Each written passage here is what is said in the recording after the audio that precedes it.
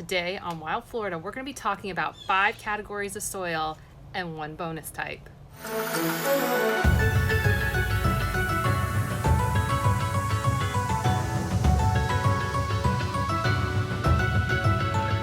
Hi, I'm Jacqueline, the Wild Floridian, and welcome to week 8 of the Growing Food is Easy challenge.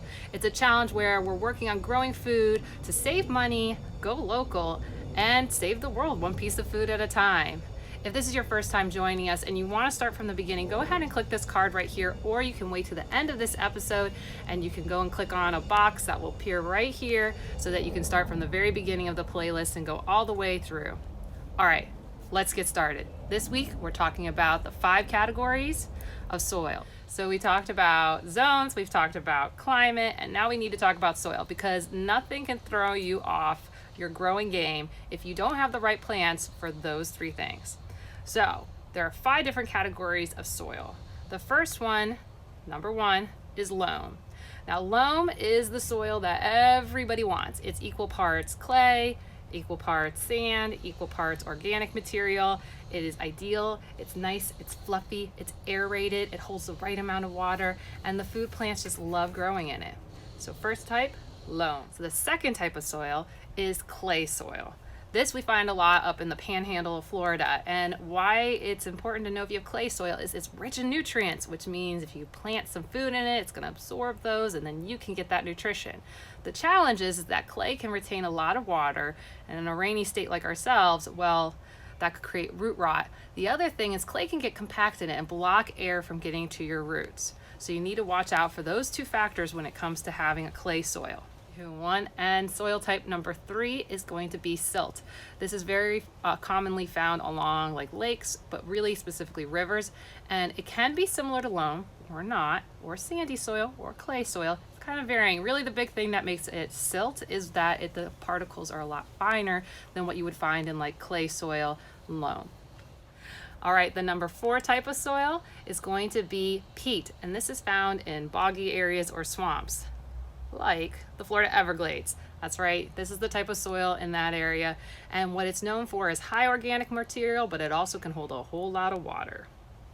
And the 5th type of soil is sandy soil, and what it's known for is that it has a lot of sand. Okay, but it also doesn't have a lot of organic material, and it also drains really well, which can be good or bad. So now that we know the 5 types of categories of soil, what type of soil do we have here? And if you want to write down specifically what type of soil you have, go ahead and put that in the comments below. But generally speaking, across most of the state of Florida, we have sandy soil, for good or for bad. Now for the good, sandy soil, while it has low organic material and that it drains well, there are certain plants that love it. And actually, so much so that apparently our state has a state soil. I mean, you have state flower, state animal, and we chose a state soil. And it's called Mayaca. Mayaca, which means big water. So we'll go with that. But it is a sandy type of soil that's found across most of the state, including most of our forest areas. Now, who likes this type of soil besides our native plants? Well, citrus, and specifically oranges. That's why the oranges have done so well in this state. What else do you need to know? Well, you're probably wondering what type of soil you have, and if you know, go ahead and put it in the comments below and share some of your challenges or why it's going really well. But if you're trying to grow a lot of plants, like we talked about last time when looking at the different climates that are similar to our own, we may find that the low organic material quantity in our soil is going to become a challenge. So we'll typically have to add organic components. Yes. Okay, and talking about the sandy soil, one of the things you're going to want to do if you're not growing citrus is you're going to want to add organic material. And one of the best ways to do that is, well, hang on for a second. If you're liking this information, go ahead and like, subscribe, and ring that bell for notifications. New videos every Tuesday for the Growing Food is Easy challenge, and other videos on wildlife, weather, and habitats on Fridays. Okay, so getting back to organic material. Okay. Now, speaking of organic material, let's talk composting, and that's what I've been doing this week.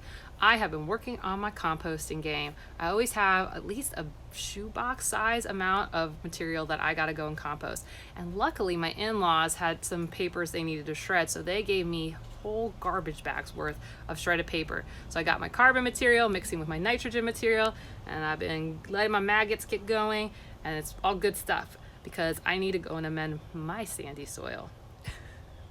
And did you guys write down what kind of soil you have? And that's one of the challenges, is that with the different types of soils, that while the state might have Mayaca, you may not. It really depends on how your house was built, how long it's been there, what if people put in the yard for you. So you're gonna have to take a look at it, and we'll continue to talk more about soil in the coming weeks. Also this week, I've also had a lot of seed sprouting, also a lot of bees coming back. So yay for the bees. So we planted a lot of stuff, and I'll talk about that a lot more next week, because next week I'm going to talk about 5 plants that you should get started in winter. It looks like I'm high-fiving you. Does it look like I'm high-fiving you? I'm high-fiving you. Okay, so we'll talk about 5 plants that you should get going in winter. So let's check in with you. Dawn Mertz says that what she's been planting is beets, so she can get those beets greens, and also, what does she call it? Black seed leaf lettuce.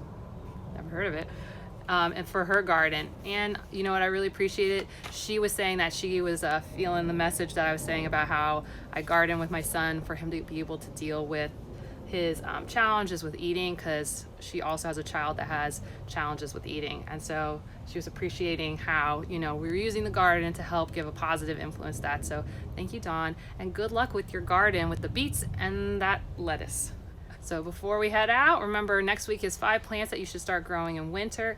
And remember, if you're along for the journey or you've joined the challenge, go ahead and share with people. Growing food is easy. Bye.